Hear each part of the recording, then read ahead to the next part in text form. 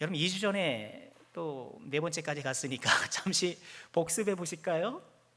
예수님의 팔복 첫 번째는 어떤 복이었나요? 심령이 가난한 자, 심령이 가난한 자는 복이 있다 하셨는데, 여러분 심령이 가난하다는 게 뭔가요?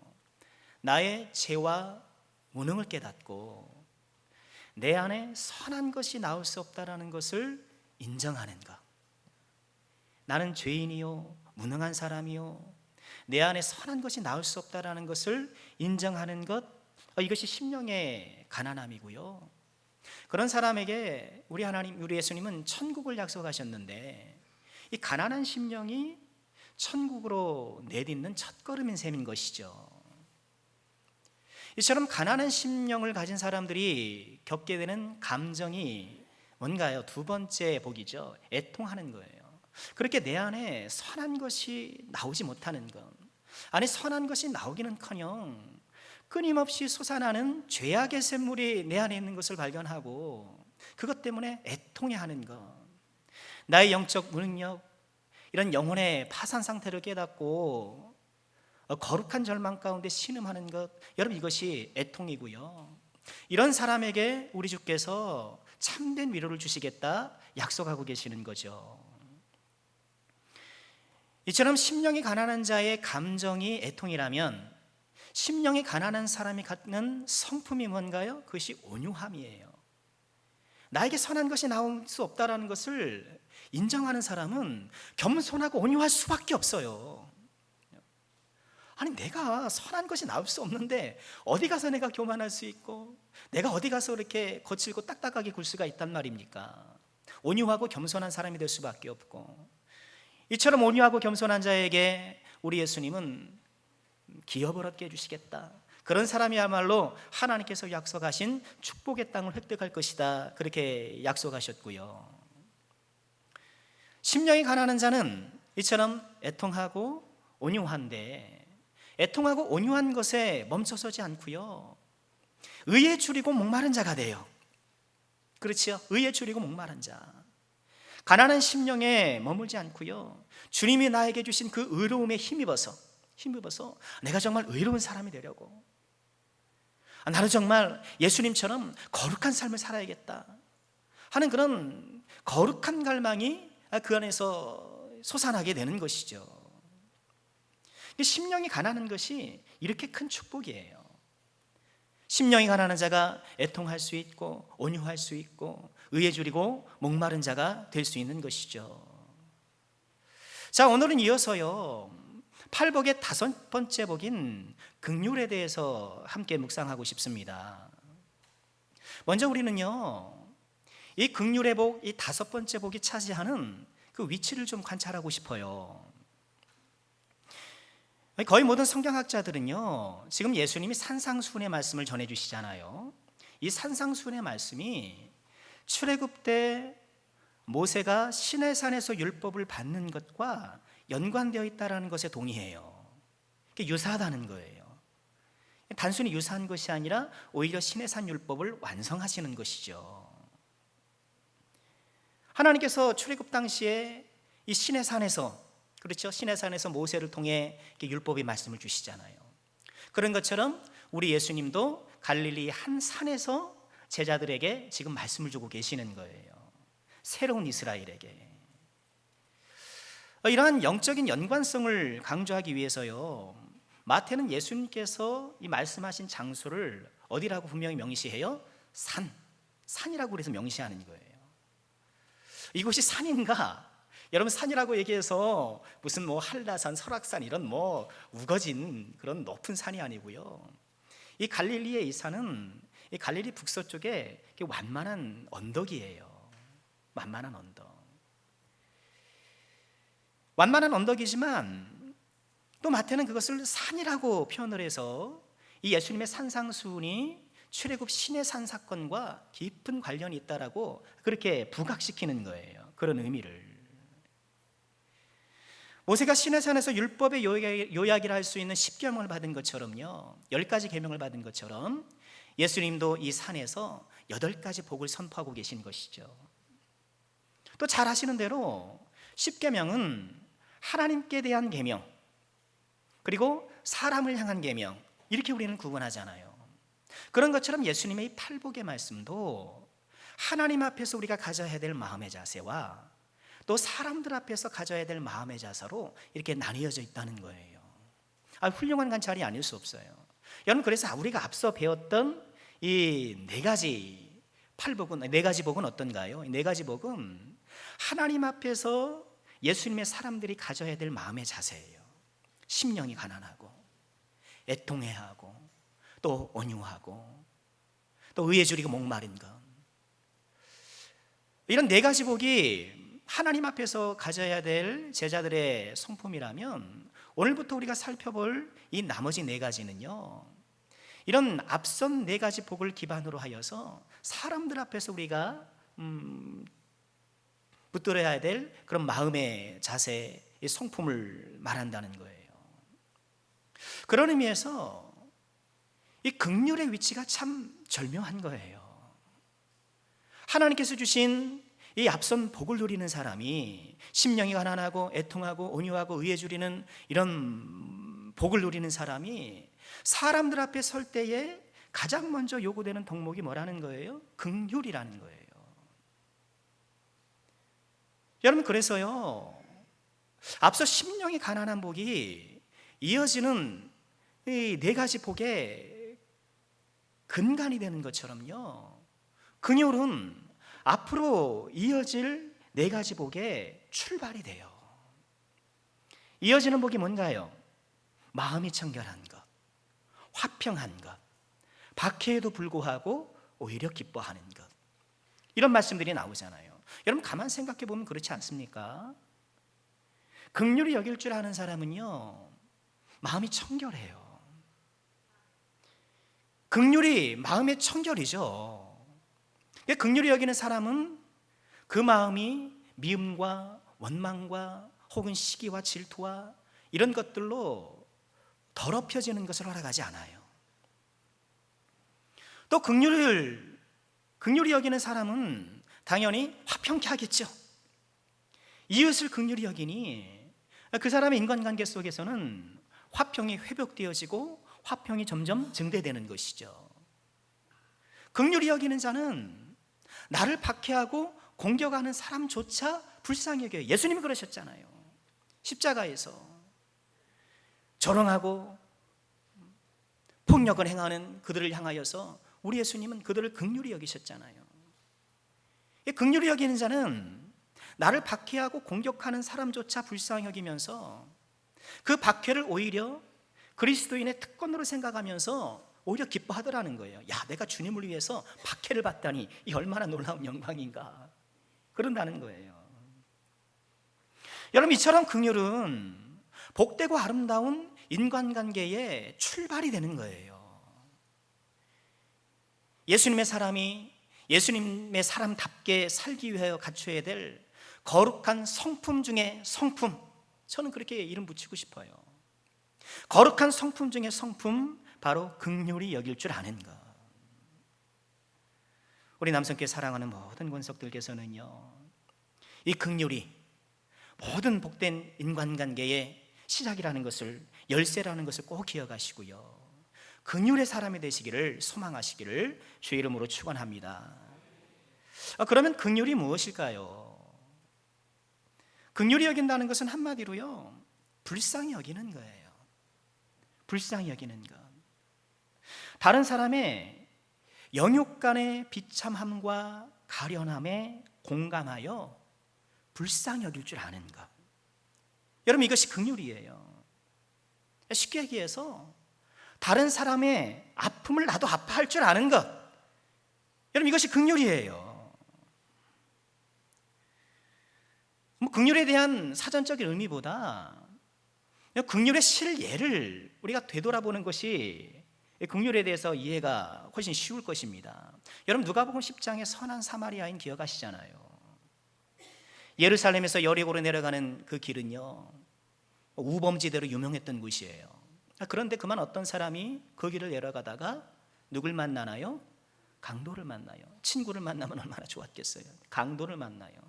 그냥 좀도둑이 아니라 강도예요. 도둑과 강도는 다르잖아요. 강도는 폭행해서 빼앗잖아요. 도둑은 훔쳐가지만. 강도를 만나요. 물건을 빼앗긴 것도 모자라서 훨씬 두들겨 맞은 후에 거의 죽을 만큼 되어서 길가에 버려지죠. 이때 한 제사장이 그 길을 지나가다가 이 버려진 그 사람을 봅니다. 그런데 외면하고 지나가지요. 레위인도 역시 그 길을 가다가 그 사람을 발견합니다. 역시 못 본 채 지나갑니다. 그런데 누가요? 한 사마리아인, 혼혈족이라고 멸시받는 한 사마리아인이 그를 도와줍니다. 상처에 기름을 발라서 응급처치를 하고 가까운 여관으로 그를 데려가서 정성껏 돌봐줍니다. 또 여관 주인에게 만약 비용이 더 들면 내가 나중에 와서 갚아주겠습니다 하고 그렇게 약조를 하고 떠납니다. 여러분, 이 사마리아 사람의 이런 선행, 그가 선행을 베풀게 된 마음의 동기, 그 마음의 동기를 일컬어 누가복음 10장 33절은 이렇게 전해요. 누가복음 10장 33절입니다. 어떤 사마리아 사람은 여행하는 중 거기 이르러 그를 보고, 그 버려진 자를 보고 어떻게 했다고요? 불쌍히 여겨, 불쌍히 여겨, 긍휼히 여겨, 긍휼히 여겨. 불쌍히 여기는 건, 여러분, 이것이 긍휼이에요. 사마리아 사람의 마음에 강도 만난 자를 불쌍히 여기는 마음이 들었기 때문에, 그 긍휼의 마음이 들었기 때문에, 그의 곤궁하고 가련한 처지를 불쌍히 여기는 그 마음이 들었기 때문에, 함께 아파했기 때문에 그를 그렇게 도울 수 있었던 것이죠. 여러분, 이것이 긍휼이에요. 한 걸음 더 나아가 긍휼은요, 다만 육체적 가련함을 불쌍히 여기는 것만이 아니고요, 그것보다 더 중요한 영적인 가련함, 영적인 가련함을 불쌍히 여기는 거예요. 나처럼 다른 사람들도 심령이 가난한 자잖아요. 우리 모두가 심령이 가난한 자예요.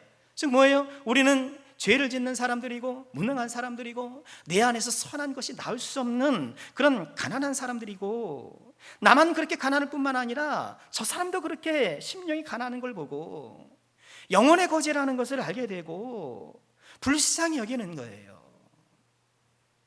일종의 동병상련인 것이죠.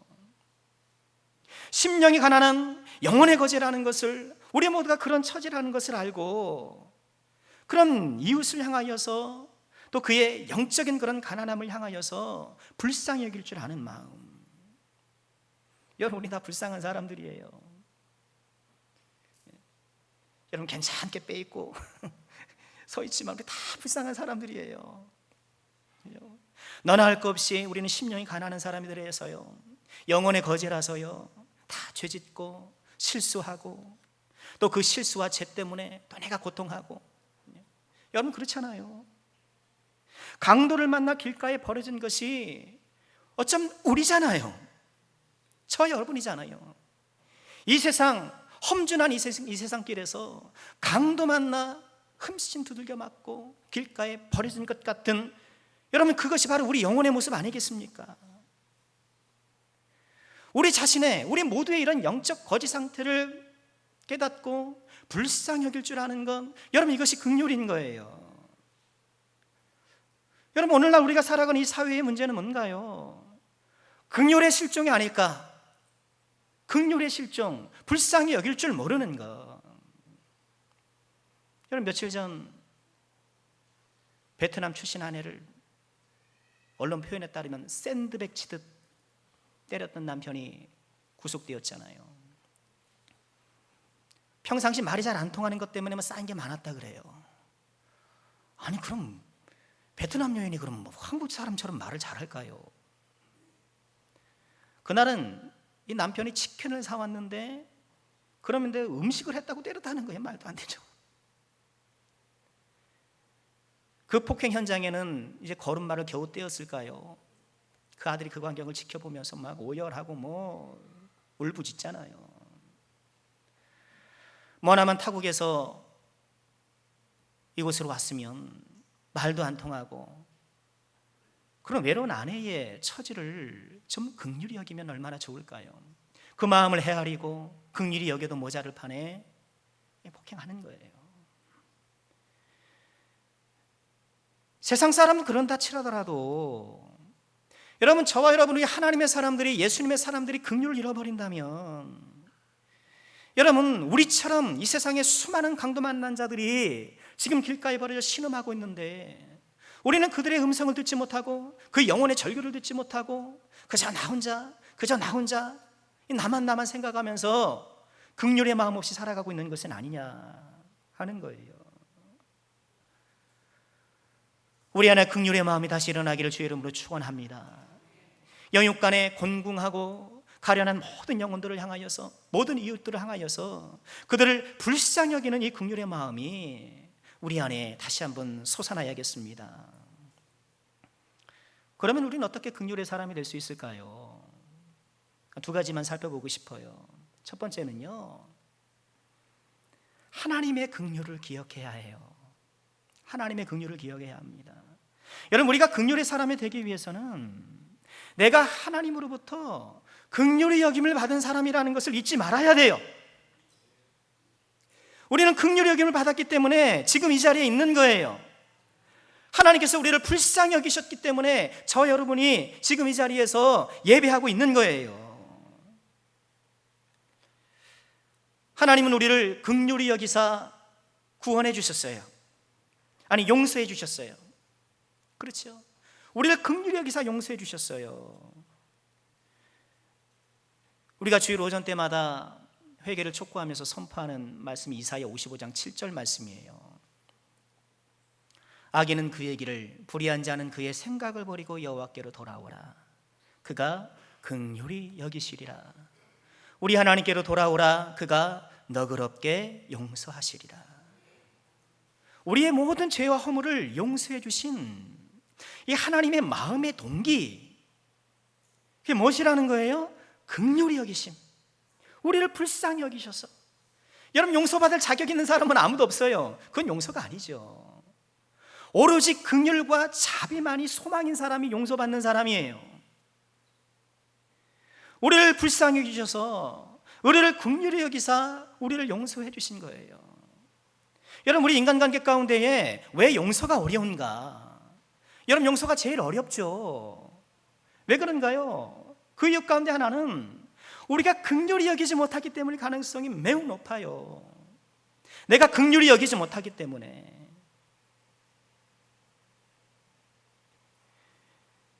여러분, 우리는 용서하기를 원한다면 그렇게 기도해야 돼요. 하나님, 저에게 긍휼의 마음을 주세요. 그래서 나를 힘들게 하고 억울하게 한 그 사람의 영혼을 바라보고 그 역시 나처럼 상한 심령이라는 것을 바라보게 되고 선한 것이 나올 수 없는, 어쩔 수 없는 우리 모두가 죄인이라는 것을 생각할 때에 그를 불쌍히 여겨주고, 그리고 우리는 마침내 그를 용서할 수가 있게 되는 거예요. 제가 잘 아는 어떤 분의 이야기예요. 그분은 오랫동안 아버지를 용서하기가 참 어려웠다고 그래요. 그분이 어릴 적에 그만 그 아버지가 잠시 한눈을 팔았던 모양이에요. 가정이 발칵 뒤집혔고, 어릴 때 아버지에게 느꼈던 그 배신감, 그 아버지에 대한 분노가 쉬 사라지지 않는 거예요. 그런데 어느 날 그 아버지가 불쌍하게 보이더라는 거예요. 불쌍하게 보이기 시작하는 거예요. 초라하게 늙어가는 모습만큼이나 곤궁한 그의 영혼의 가난이 보이기 시작하는 거예요. 그렇게 불쌍히 여겨질 때에 아버지가 참 불쌍하게 여겨지고 긍휼의 마음이 드니 비로소 용서가 되더라는 거예요. 여러분, 긍휼의 마음을 소망하시기를 주의 이름으로 축원합니다. 우리에게 정말 긍휼의 마음이 필요해요. 또 하나님은요, 우리를 긍휼히 여기사 사랑하셨어요. 우리를 긍휼히 여기사 사랑하셨어요. 우리 에베소서 2장 4절의 말씀 우리 함께 읽어보겠습니다. 에베소서 2장 4절입니다. 5절까지입니다. 긍휼이 풍성하신 하나님이 우리를 사랑하신 그 큰 사랑을 인하여 허물로 죽은 우리를 그리스도와 함께 살리셨고, 긍휼이 풍성하신 하나님이 우리를 사랑하셨어요. 우리를 사랑하신 하나님의 마음의 동기, 그것도 뭐라는 거예요? 긍휼히 여기셨기 때문에, 불쌍히 여기서 사랑하신 거예요. 여러분, 저와 여러분이 무슨 사랑받을 자격이 있습니까? 여러분, 내가 사랑받을 자격이 있습니까? 여러분, 그렇게 생각하십니까? 이만하면 하나님도 나를 사랑하시겠지? 천만에요, 만만해요. 그저 우리를 불쌍히 여기사 사랑하신 거예요. 하나님의 용서처럼 하나님의 사랑도 긍휼에서 나오는 거예요. 여러분, 우리가 부부간에 혹여 사랑이시고 화목하지 못한 것, 여러분, 그건 뭘까요? 저는 긍휼히 여기지 못하기 때문이라고 생각해요. 그 또한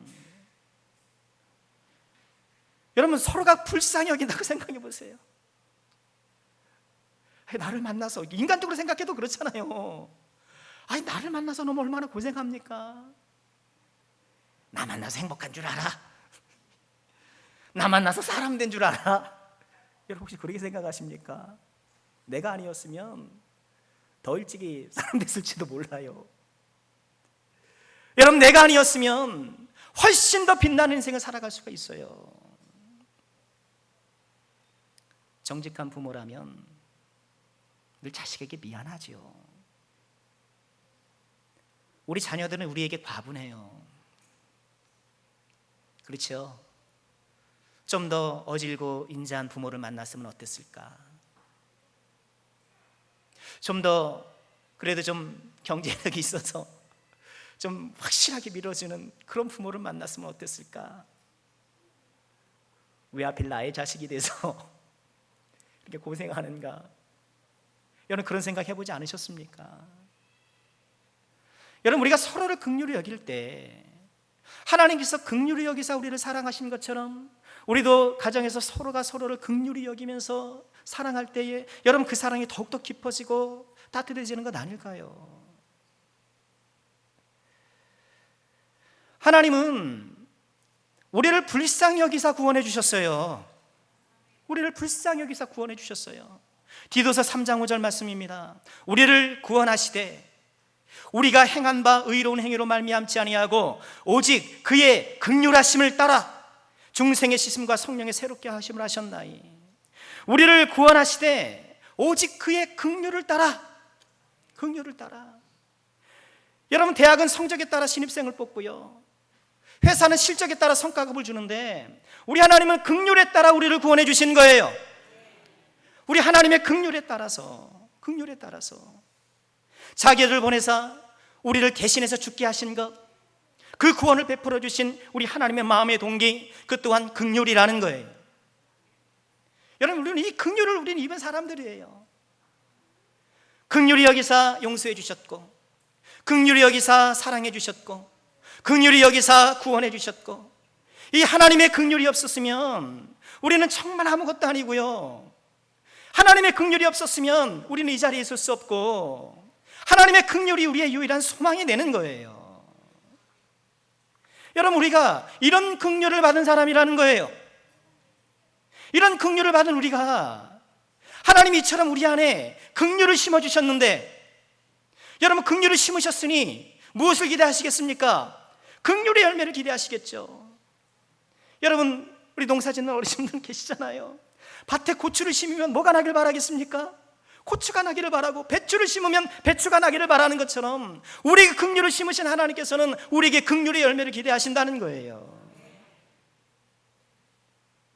하나님이 우리를 긍휼하심으로 용서하시고 사랑하시고 또 구원해 주신 것처럼 우리 또한 긍휼함으로 내 형제를 용서하고 사랑하고 섬길 수 있기를 주님의 이름으로 축원합니다.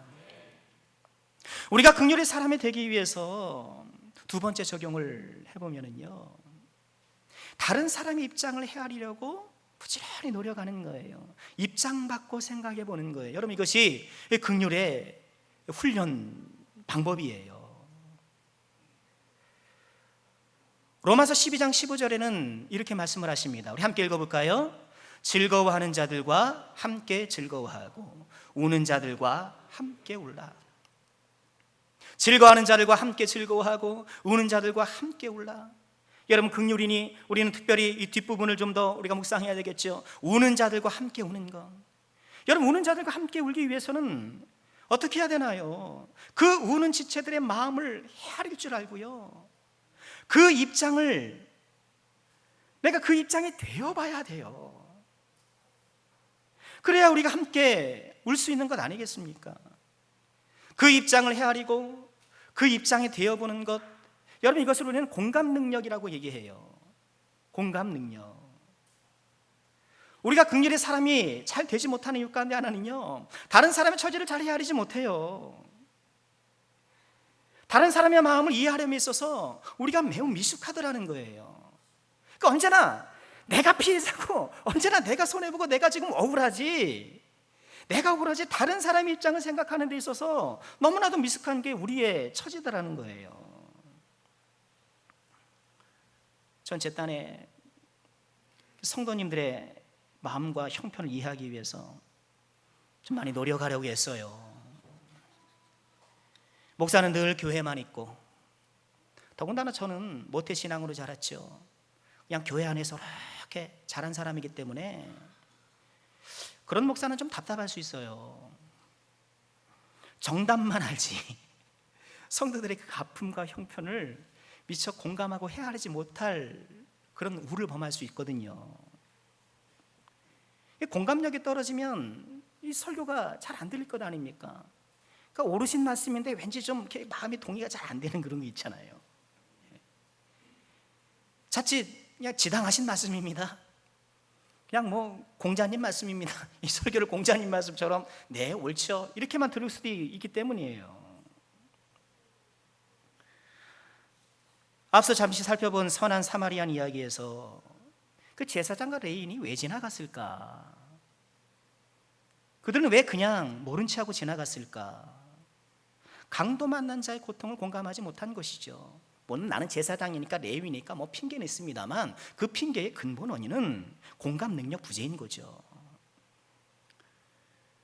어쩌면 제사장이라는, 레위라는 그 직분이 성전 안에 갇혀 살게 된 그의 어떤 그들의 생활 방식이 그런 공감 능력을 감퇴시켰던 것은 아닐까.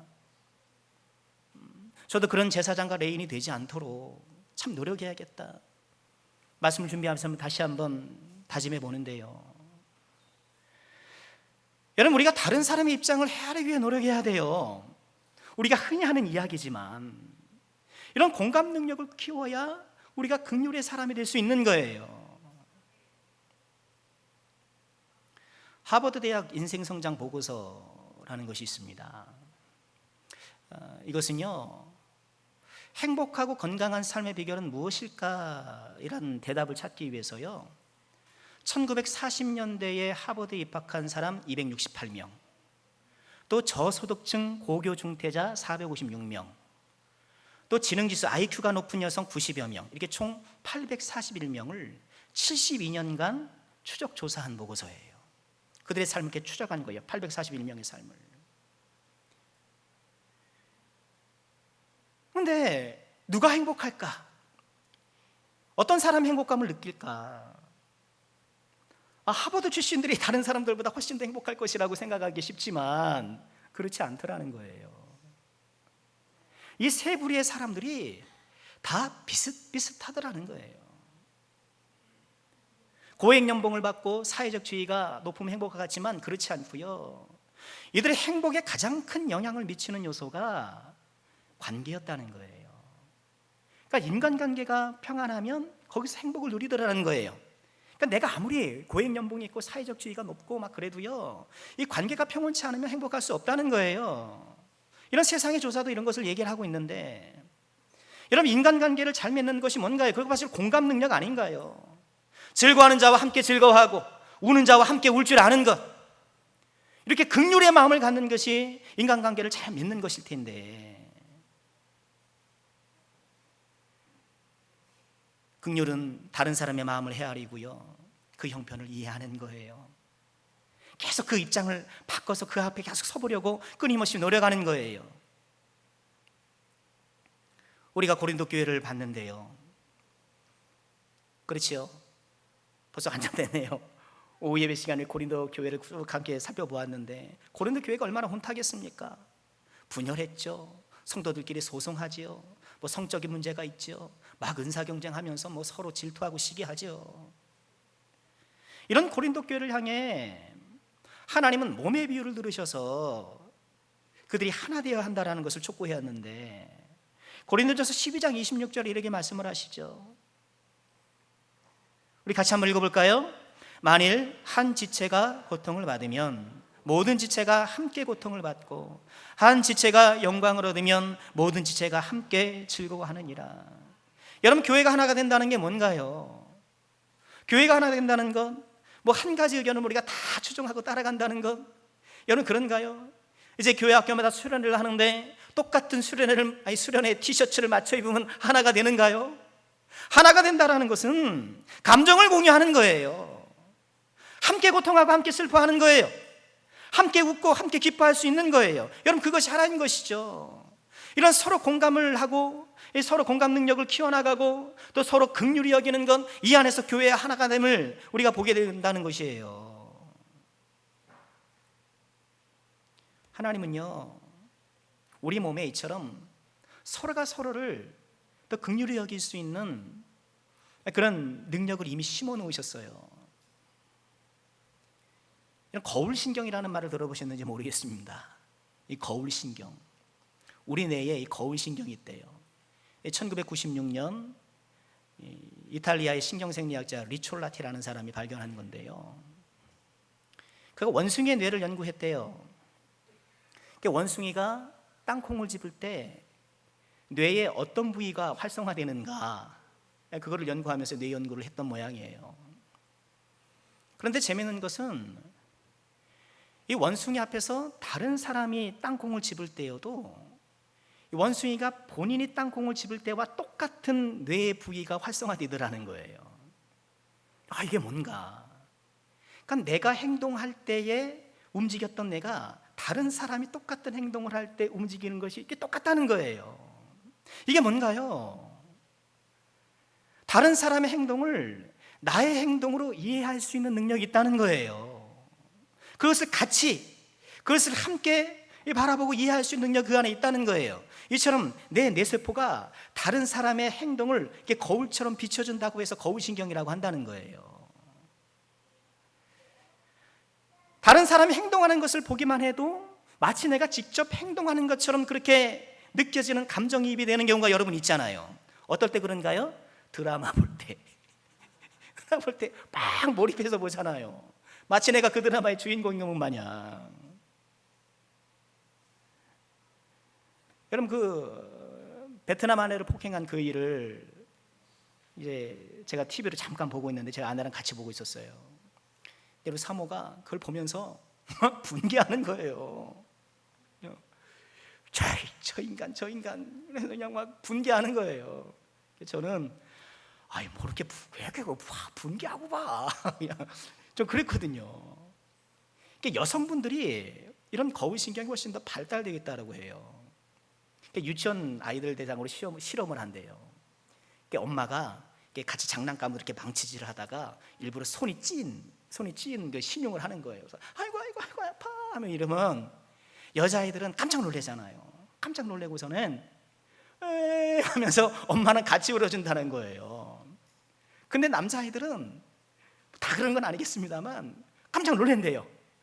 놀라고 나서는 의연하게 하던 일을 하더라는 거예요. 제가 남자예요. 여러분, 하나님께서 우리 안에 이처럼 다른 사람의 처지와 형편을 이해할 수 있는 그런 인자를 주셨다라고, 여러분 저는 뭐 과학을 그렇게 꼭 신뢰하는 건 아닙니다만, 여러분 그것을 우리가 받아들인다면 그런 능력을 주셨는데, 아니 원숭이도 그렇다는데, 원숭이도 다른 사람의 행동을 내 행동처럼 느낀다는데, 다른 사람의 말하는 것을, 그의 고통을 자기처럼 느낀다는데, 여러분 하물며 하나님의 사람이겠습니까? 여러분, 우리는요 정말 다른 사람의 입장에 서기를 정말 노력해야 돼요. 그런 얘기는 수없이 듣죠. 그래야 된다는 것을 얼마나 많이 듣습니까? 그러나 좀 더 차분하게 좀 더 앉아가지고요 깊이 있게 그 사람의 입장, 그 사람의 감정을 내가 한번 대입해 보고요, 내가 그 안에 들어가서 그 상황을 이해하려고 하는 이런 면밀한 노력들이 우리에게 필요한 거예요. 그 안에서 뭐가 발생해요? 긍휼이 발생하는 거예요. 그럴 때 우리가 긍휼하고 그를 긍휼히 여길 수가 있고 불쌍히 여길 수가 있게 되는 것이죠. 여러분, 입장 바꿔 생각해봐. 뭡니까? 입장 바꿔 생각해봐. 여러분, 노래방 가서 목 놓아 노래만 부르지 마시고 정말 우리도 입장 바꿔 생각해보는 그런 사람이 되어야 되지 않을까요? 긍휼의 사람이 되어야 하지 않을까요? 소위 말하는 사이코패스의 특징이 있다잖아요. 여러 특징 가운데 하나가 이렇대요. 자신의 감정과 고통에는 매우 예민하지만 다른 사람에게는 둔감하더라는 거예요. 자신의 고통과 감정에는 예민하지만 다른 사람의 고통과 감정에는 둔감한 것, 여러분, 그런 사람이 사이코패스의 특징이라잖아요. 그러니 다른 사람에게 이게 전혀 죄책감을 느끼지 못한다는 거예요. 그들의 고통을 공감할 수 없으니까. 자신의 고통과 감정에만 예민하고 다른 사람의 고통과 감정에는 둔감한 것, 여러분, 그것이 꼭 그런 특수 부류의 사람들에게만 해당되는 것이겠느냐? 여러분, 우리에게도 부분적으로 그런 모습이 있지 않느냐는 거예요. 나의 고통과 나의 감정에는 그렇게 예민하면서도 내 옆에 형제자매의 고통과 그의 감정에는 상대적으로 둔감한 것, 우리에게도 그런 모습이 있는 것이 아니겠느냐 하는 것이죠. 말씀 마치겠습니다. 우리 하나님은 긍휼의 하나님이십니다. 하나님의 긍휼로 우리는 용서받고 사랑받고 구원받고 우리 안에 긍휼을 가득 심어주셨습니다. 이 긍휼의 은혜를 입은 저와 여러분 역시 형제자매를 불쌍히 여길 줄 아는, 우리 하나님의 긍휼을 나를 통하여서 더 널리 유통시키고 확산시키는 그런 긍휼의 사람이 되어야 되겠습니다. 이런 은혜가 우리 모두에게 있게 되기를 주님의 이름으로 축원합니다.